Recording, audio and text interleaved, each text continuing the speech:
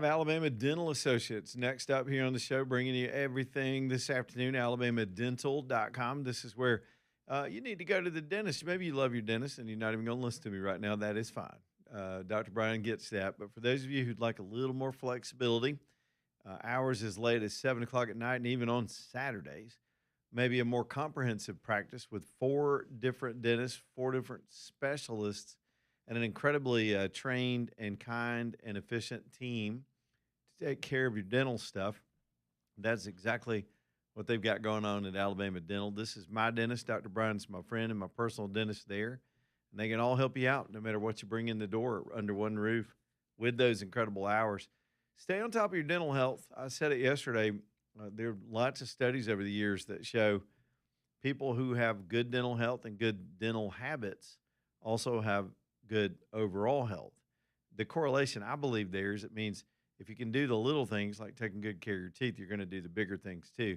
So take care of it at alabamadental.com, alabamadental.com. Let's go back to the terrorism story that's kind of moved to the top today, absent any really heavy news.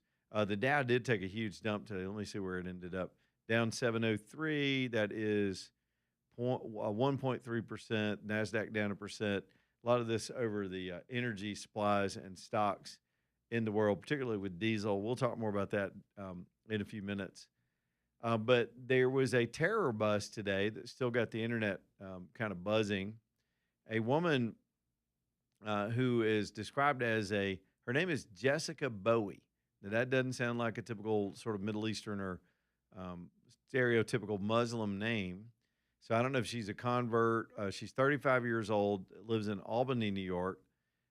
They put out a couple of surveillance videos of her. Anyway, the bottom line is, if you haven't heard the story by now, she was plotting to bomb the New York State Capitol. Her plan was to buy the bomb-making materials. She was trying to get a gun. She was going to hide it in a DoorDash bag and try to get it surreptitiously close to people and kill as many people as she could on behalf of Allah and ISIS and pretty much hating the United States. I don't know what her timeline was, but they've released some photos today of her doing surveillance of the Capitol. She had been back to the Capitol in Albany at least 5 times, taking pictures and surveilling the Capitol. So there's a picture of her taking a picture. There's a picture of her checking out at what looks to be like a Home Depot. I see the orange aprons and the orange buggy. I'm quite familiar with that. I'm there almost every weekend. Shout out to my bros at Home Depot.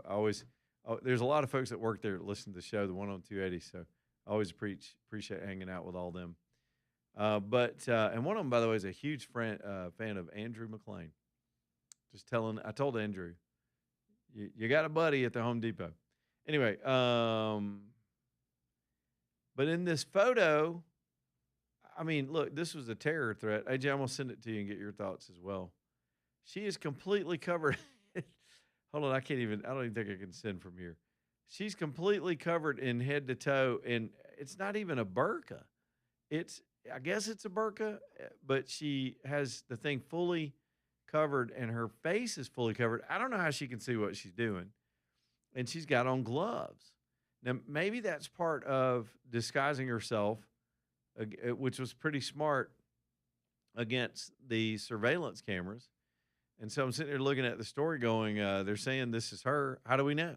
I mean, you would not know other than whoever's in that thing kind of looks a little bit like the Hamburglar. But she's sort of built like a Dodge Charger. Jim will send you the pictures and tell me what you think of this.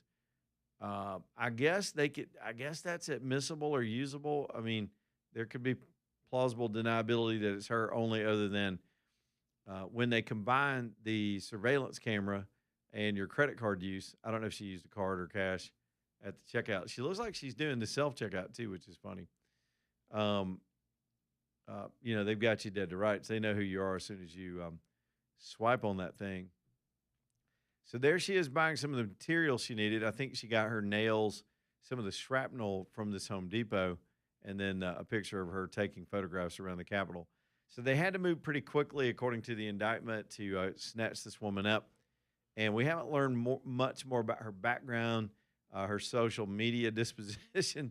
And the thing is, if this is the only picture of her right now, because we haven't seen a mugshot, the internet can't go crazy with its, the sort of pajama detectives that are all over the internet. The minute they get a face capture, they're able to use a lot of AI tools to quickly find this person's presence all over the internet. And you can't do that with this one because she looks like one of the sand people from Star Wars. She is completely covered, head to toe, in these surveillance pictures. So we'll find out more about it later. There was a news conference right at the beginning of the show, and that kind of got us started down this track. So the terror threat's still there. I mean, we've seen so many things just in the last few weeks, and that threat's going to continue to grow in this country as we continue to lurch headlong in that insidious direction. By the way, it bears repeating that we're 25 years after 9/11. I mentioned this at the beginning of the beginning of the show too. We have a situation that is going on with 9/11 approaching, where the Tunnel to Towers folks, a very great organization, you see a lot of their presence, particularly on Fox News. What's the guy's name? Siller. His last name is Siller, who runs the thing. He started this after his brother was killed, and many of you know his story. Well, he was on today, and they're going to take a piece. And what I was trying to find before all this other stuff broke with the suspect, they're going to take a 17,000-pound piece of the World Trade Center that was recovered after the buildings fell, and they're going to tour it around the country as sort of a moving memorial. What I was trying to determine is if it's going to come through our area or anywhere where y'all can see it, and I'm sure we'll get the route on that at some point. So that's one of the bigger stories today, is that whole situation with the terror bust. Let me see what else we got on the list. We'll also get to your phone calls today. Eric Swalwell, he's been snatched. Let's talk. Swalwell apparently was in an airport near San Francisco this weekend, and the feds walked up to him and took his cell phone. And then they also executed a raid on a couple of his residences, one in D.C., we think the one in California. We don't really know what it's all about. They typically don't comment too far into these investigations. This guy being a former candidate for governor and member of Congress. Is he still in Congress? I think he's still there, right? I thought he stepped down.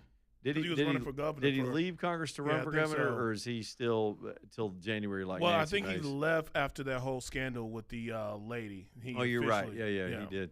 I sort of lose track of him there. He's easy to find because there's a ooze trail behind him like a snail. So this guy was accused of a lot of sexual stuff, assaults, really. And it would surprise me that the feds, when I saw this, I thought, why would the feds be involved with a Swalwell case, even though it does represent members of the federal government? In other words, if some of these assaults may have taken place around the Capitol complex, the lead agency would probably be the Capitol Police. But suddenly we're hearing that the FBI is involved in it. So it seems to me that it has to be something bigger for them to be still pursuing his data at this stage and executing a search warrant on his house. And so the rumor mill, also being suspicious, started suspecting that it may be further investigation into the Fang Fang fiasco, and maybe further whether he did convey any information to this woman that would be sensitive. I'm pretty sure he was on the Intel committee while he was still in Congress. And whether it's related to espionage or whether it's related to just straight up Hamana Punani or his assaults, we don't know yet. But he is back in the spotlight today. That's kind of the number 2 story after we stack them all up. Another one, I'm going to go back to the blueberries for a minute because I want to get this out there. I didn't know much about it. But these frozen blueberries, these Greenwise, that's a Publix brand that they carry there at the store. I think they're the frozen ones, but I would be cautious and just throw it all out if you got blueberries at Publix, or even check with the store and see what the deal is. I mean, $5 worth of blueberries is not worth your life, because the FDA put a warning out about it today and did the recall, but they said that they used the word death in the recall warning, which really surprised us. We kind of had some fun with the story a little while ago, but they said there is a high probability of death if you consume these things with whatever contaminant is on them. So check your fridge and check your freezer for any Greenwise blueberries and get those things out of your life. 545-9950 is the phone number if you want to get on the radio show. We'll go back to the phones here in a minute. Other than those things, it's been a relatively light news day. Birmingham Broker bringing you the show tonight, bhambroker.com, bhambroker.com. This, of course, is Craig and Keith, that whole outfit down there. If you're in the market at any point to sell a vehicle, this is how you want to do it. Now, you can try to do it yourself, and it's just going to be a pain and a lot of work, take a long, long time. Sometimes you can ride around for days trying to get one of those things sold. Or you can just take it to Birmingham Broker, and they'll sell it for you. It's for a minor fee. I love the way they do their fee structure, and they're incentivized to get you as much money as they can. They did for me years ago, and I've told y'all for years, I will never trade a different way again. When I get one for sale, they're going to sell it for me. I'll go find the new one elsewhere. It's Birmingham Broker, bhambroker.com, bhambroker.com. Back here in just a minute.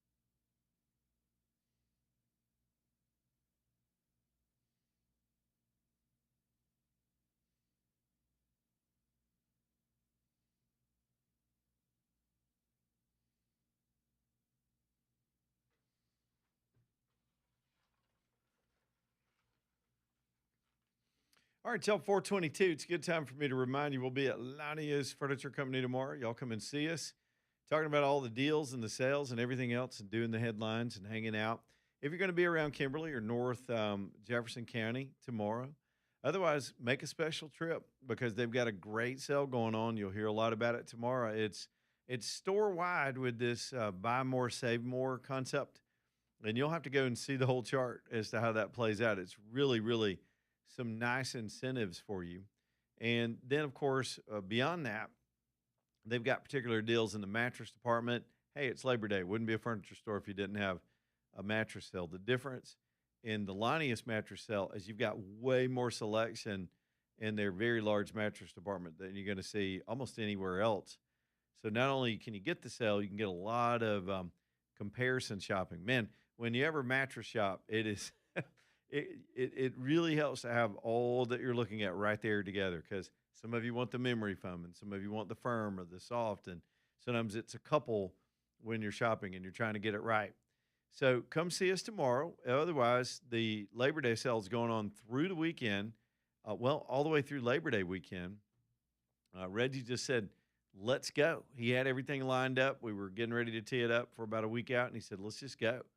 So I'd take advantage of the deals while the getting's good, and the selection's always great on that floor at LaniusFurnitureCompany.com.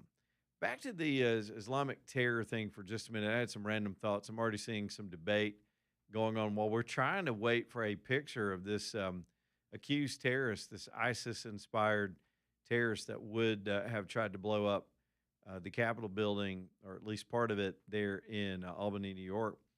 I'm already seeing the comments. It happens every single time. One of these people gets caught or kills a bunch of people, and then it gets memory hold, and then the left wants to not even mention its connection to Islam. For example, the New York Times today, their first headline on it was Albany woman accused of terroristic threat or something. Shut up. So they try to downplay the thing. Look, there are many more peaceful Muslims in our country than violent ones, right? But you don't hear a damn thing from them, ever. You didn't hear anything after 9/11 except for this one thing, and it's already started online this afternoon. Uh-oh, here comes the Islamophobia. Remember when they did that after 9/11, they thought they'd be these retaliatory attacks. And there have been some. There have been some over the years. It's so rare. It rarely ever happens. And let's deal with that word real quick because we've allowed too many people to rewrite the language and introduce fake words, fake concepts and phrases. There's no such thing as gender affirming. They take a negative butchering of people and put a positive name on it. And in the case of having a rational understanding of the nature of Islam, because you're well read, they want to call that Islamophobia. Let's break that down, shall we? They stick the word phobia on everything. Homophobia, Islamophobia. Can y'all name some others? Phobia in general is an irrational fear of something. Some people are afraid of heights. Somebody, I forget what that's called. Y'all have heard of arachnophobia? Wasn't there a movie called that one time? It's fear of spiders. Mm-hmm. Some people. I have a sister. I don't know what it's called, but AJ, she's afraid of midgets. True story. She's afraid of short people. She's weird. She's weird about it. Yeah, people. There are all kind of phobias. So a phobia tends to be an irrational fear, where you just get consumed and you just sort of lock up because for AJ. It's people wiping their ass and making his sandwich. Right. As we well established earlier in the show. That being the case, an irrational fear is a phobia. Understanding the history of Islam and being deeply concerned for your country and how we're going to get along with the people whose belief system is completely the opposite of the founding of the country and what the Constitution says. It is 100% the opposite belief system. It is a system of control. Our system is a system of freedom. Those are opposite concepts. It's the same thing with the commies. They're about controlling you using government, and there's nothing phobia about it. In fact, if you didn't have some concern, you're just not educated or you're living in Candyland somewhere and you're going to get a shock. So the pattern, the 1,400-year pattern of this stuff, that repeats itself almost in the same barbaric ways everywhere it's ever been in conflict with a Western society. Hell, even the Quran itself announces itself to be the enemy of the West. It's right there in the book. Read the book. It's right there in the book. They refer to it as the Romans. You know who the Romans are? You and me and everybody in the West. AJ, it's all of us. Black, white. If you're from this country, they don't know if you're Democrat or Republican. They don't care. It's not about partisanship. It's not about race. It's bigger than that. And honestly, they're more stringent and fervent in their belief of their faith than a lot of Christians are in theirs. Just a fact. They're so reject this concept that we're supposed to use their phraseology. There is no Islamophobia. It's a way to shut you up so you don't ask any more questions about what the hell's going on. We'll give you updates as this story develops. Alabama Bass bringing you the show tonight. I was just over there today. Actually, not even hanging out with the bath side of the business. I was hanging out on the kitchen side of the business. And we'll have some stuff to announce about that next week with this wonderful family and this wonderful business. Been there for 40 years. If you want to improve your life and make everything safer in your home or your mama's home or your dad's home or your grandparents' home, you need to talk to John and Jill over at Alabama Bass. They've got beautiful replacement systems that can absolutely make your home safer, easier to use, more pleasant to use. Get your life and your independence back with zero pressure. They just bring a better product with a better price, no pressure, and it's only a 2-day install, and they're done. Alabama Bass. They're in Pelham if you want to see one of these things. Otherwise, they're happy to come to you. AlabamaBass.com. Let's do the bottom of the hour. We'll be right back. Leland Live.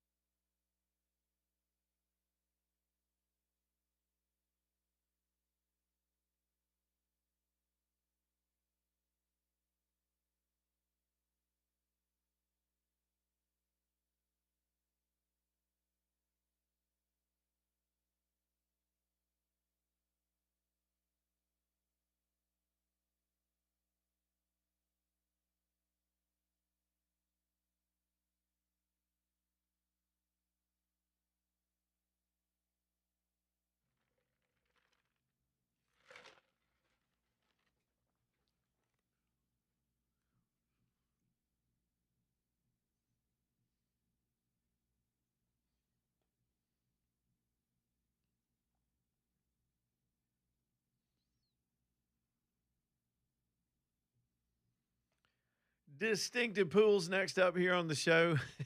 I've been telling y'all, like, we've got this construction phase going on right now. That was sort of phase 2 on my property. Phase 3's always been a pool. And man, we're getting to where we can almost see the end of this thing in a few weeks. And we were just standing out in the yard yesterday looking at some stuff. And Jessica was already lining out where she wants the pool to go. She was like, I think we should do it over here. I was like, here we go with that one now. And then when we get ready, we're getting close, it's going to be Distinctive Pools. It's not even a contest. It'll be Distinctive Pools to come out and lay it out, figure it out, give us a budget, and get us going. DistinctivePools.com. These guys build beautiful outdoor living spaces you'll be proud of to show off to your family, to your friends. Here come the holidays. I think you've still got some good time to if you get going soon, you've got time to get this thing done before the holidays. Depends on how big you want to go. But either way, with Alabama's weather and the way we're building these outdoor spaces with fireplaces and outdoor living rooms and kitchens and pizza ovens, all this stuff, you can use it all year long. And that's kind of the beauty of it nowadays. We've gotten smarter with all this. And Distinctive Pools is on the cutting edge of all the trends. It's distinctivepools.com. Gary Levesque, man, he's a character. I really like talking to Gary. Y'all get to know him or one of his team. What an experienced group, too. They got all the tricks. DistinctivePools.com. All right, I heard this soundbite earlier today. I had to go dig it up. This woman made more sense to me on a subject that comes and goes. And to me, it ties into the little speech I just gave. Let me see if I can tee this up pretty well. It's our phraseology and how we refer to things and how we allow labels to stick and labels to mislead. And we're terrible at it. The mentor of our whole industry, Rush Limbaugh, had a theme that he talked about for years with this, and he was always spot on, that words mean things. And we've got to pay attention to the individual words and what they actually mean, what they've come to represent. All these things are just warning bells. And I could go through it chapter and verse throughout all of our national discussion right now of how we wildly mislabel things. And I'm not even talking about somebody calling you a racist, which is the first accusation from a lazy person because they can't argue. They whip that thing out, which is so exhausting. There's a giant fatigue against all that stuff in the country right now. So in that vein, there's a Michigan state representative giving a speech in Michigan. She's a Democrat. She's an African-American Democrat. And this Abdul Al-Sayed is running into a wall with his own base, what should be his base, and his party because of these some of these things that the socialists are bringing to the table. One of the big things that all the socialists will start talking about, you can't get them 2 sentences into any presentation if they don't say the word billionaires. All they're doing is trying to evoke class envy. And if I could pause right there for a minute, mathematically, you could take every dollar from every billionaire in the entire country. You could tax them all at 100%, take all their wealth, and you couldn't run this country and its debt and its programs for a few days with it.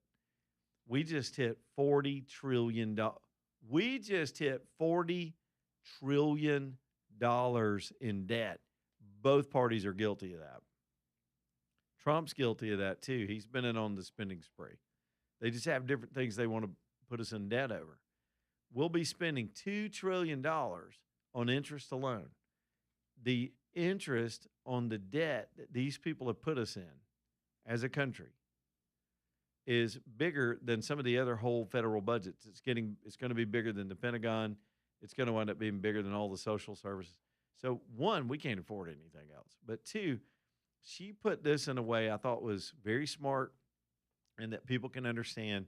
She's a good communicator. I don't know anything about her. Her name is Karen Whitsett. She's a Democrat from Michigan. They're in a food fight in Michigan because they put a nut job up as their candidate who's saying a lot of things that are false promises. Now, let's talk about phrasing for a minute.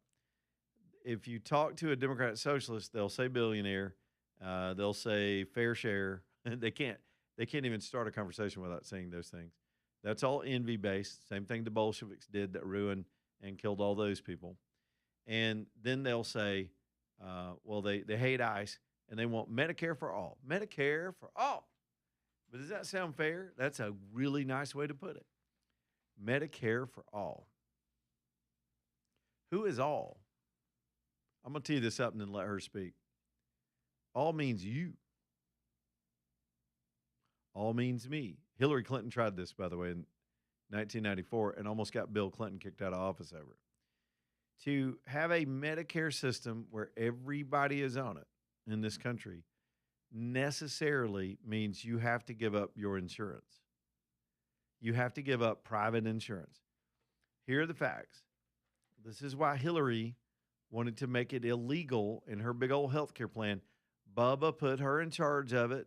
He's like, hey, you got two presidents for one right now. Hillary's going to take care of health care. And she came out with a damn Frankenstein thing that almost got Bill Clinton kicked out of office. He lost control of the Congress after she whipped this thing out. It was that and some of the gun control stuff he did right out of the gate. He got a little ambitious. Some of y'all remember this. Hillary's plan would have banned you from going to your own doctor and paying out of pocket. It's the most un-American thing you can imagine. You couldn't just call your doctor and say, hey, I got a cold. Don't worry about the system. I want to pay you myself. I got the money. I'm coming. You couldn't do it. It would be illegal. It would be illegal. Why would they make that illegal? There are a lot of reasons. One is that their government-run Medicare for All system could never exist and give proper care and treatment alongside a private sector system.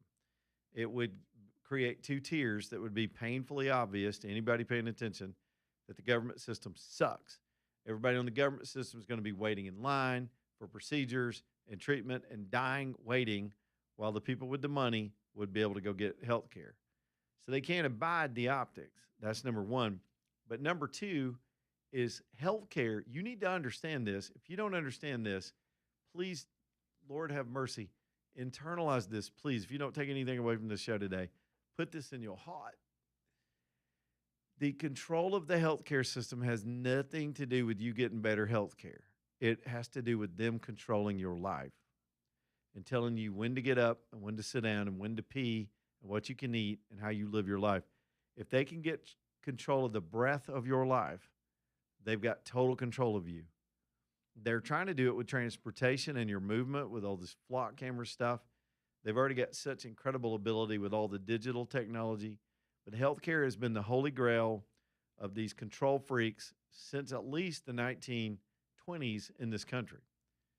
So they shoved across the Obamacare plan, which is a scaled-down version of all this, and all that did was wreck everything with incredibly bad rules, and a bunch of hospitals have gone out of business because of it.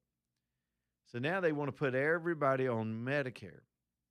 Number one, if you're on Medicare, you don't want that. They're going to put all the people in there to run your system that's taking care of you. If you're retired or you're of age where you have to be on it, at some age, I'm frighteningly close to that age, by the way. You pretty much, all the private insurance will kick you over to it anyway.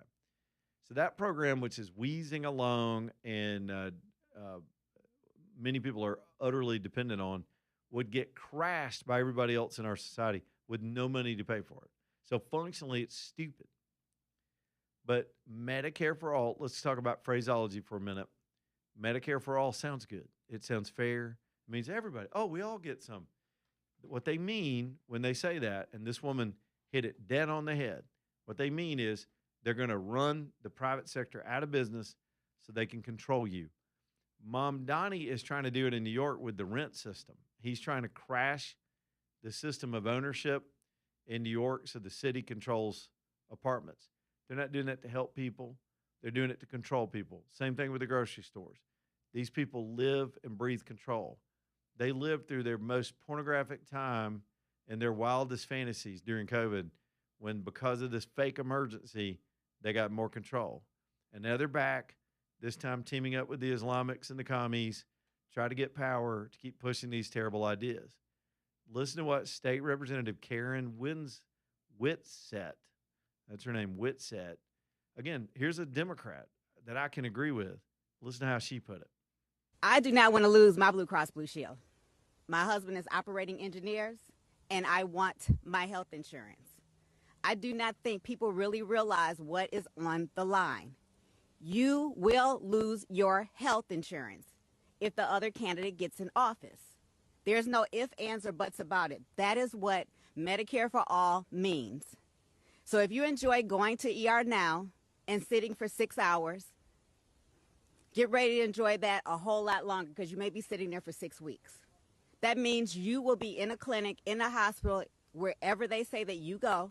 Once again, you say you don't want government in your business. Well, the government will be controlling your health care. She is 100% right. She's actually become part of a group where it's a bunch of Democrats, even elected Democrats, supporting Mike Rogers, the candidate on the Republican side, because this Al Sayed guy freaks them out.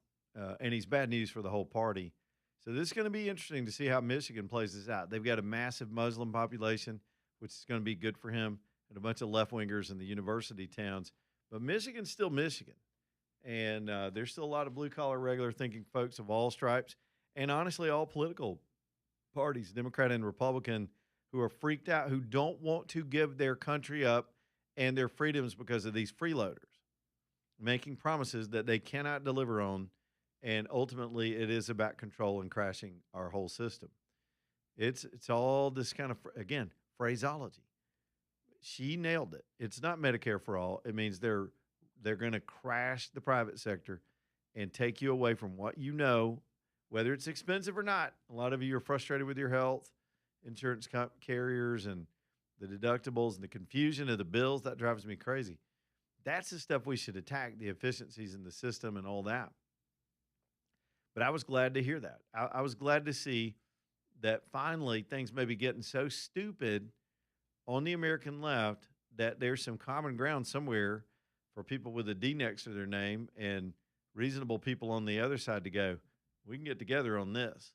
I mean, there just has to be some places like that, and absolutely stripping what you work and pay for and throwing you into a gigantic welfare system, which will just punish people. Talk to a Canadian and see how they like it. Back here in just a minute. Leland Live.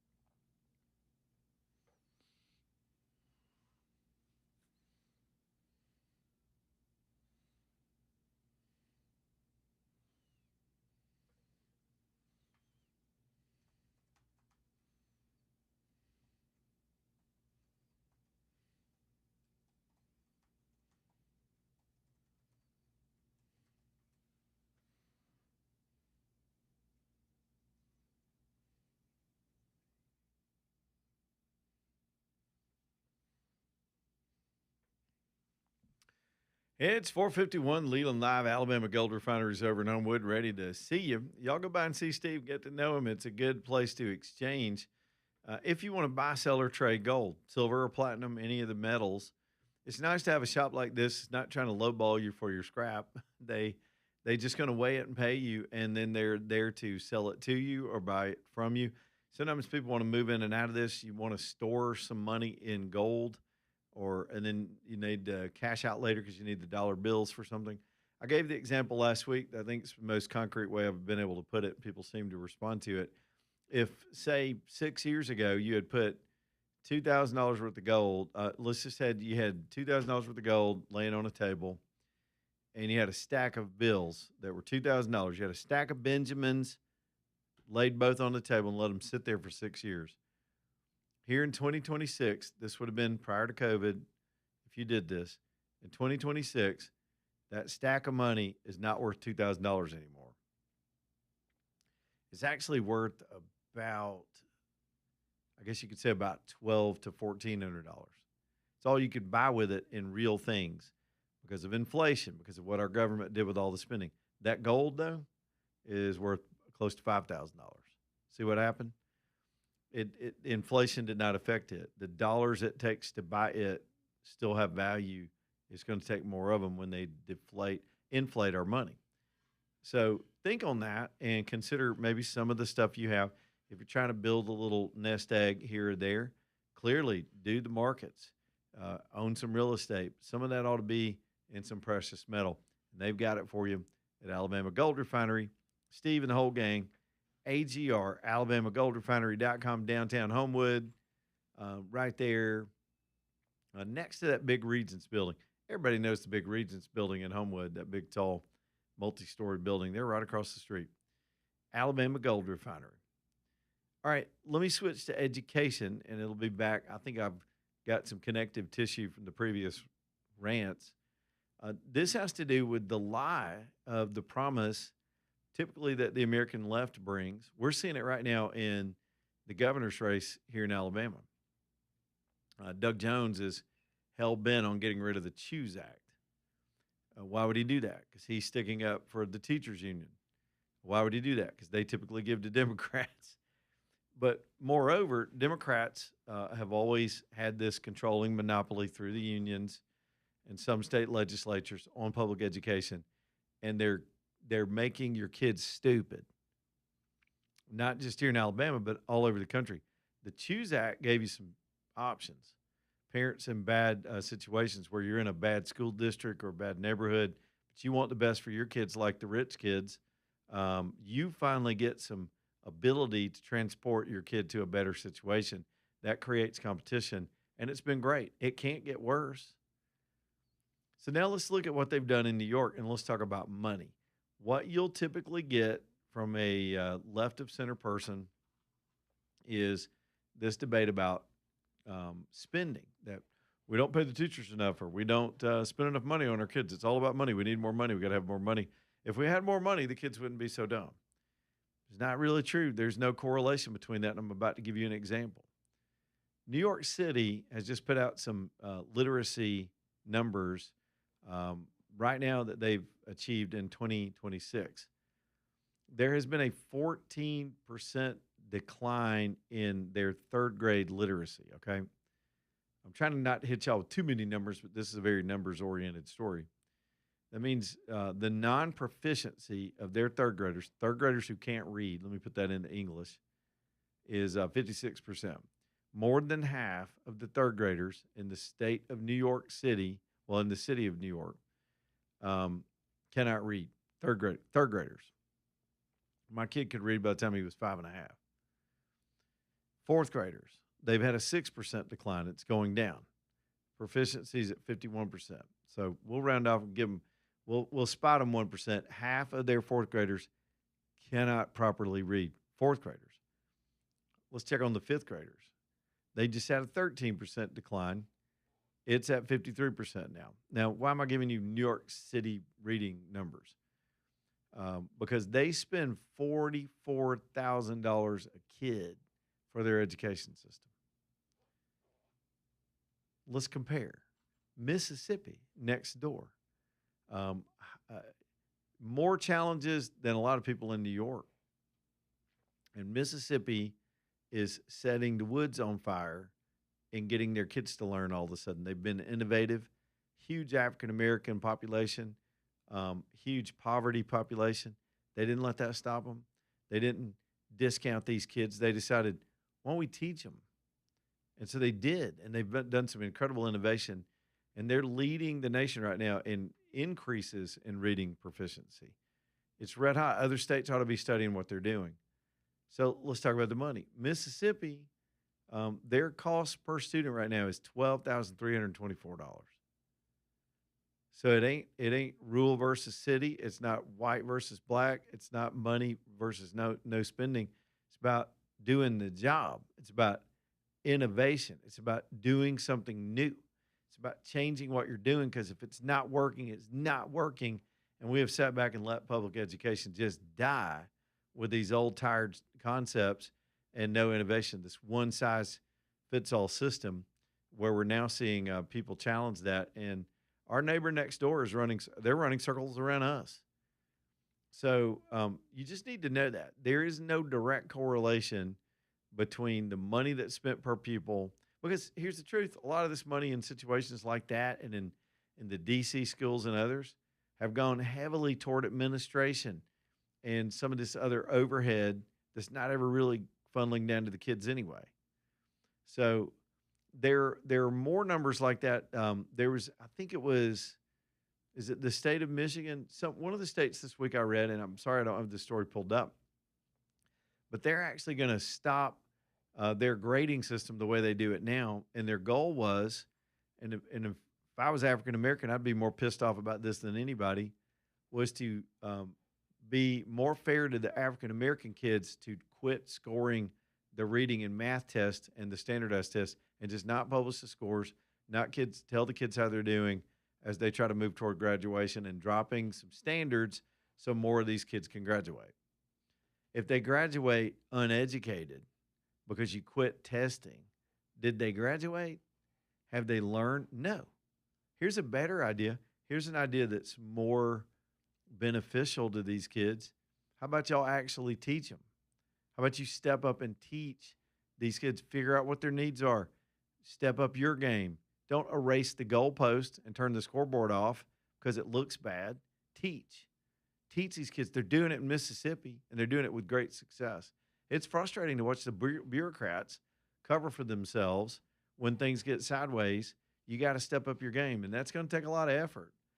It's going to take a lot of effort. We've got to do a hell of a better job here in Birmingham. The good thing about that story, too, or those stories, is that points out the whole 50-state experiment that we have in this country, where we let states innovate and see what works and what doesn't, and other states ought to be learning from that. I'm just not sure we're doing a very good job of it.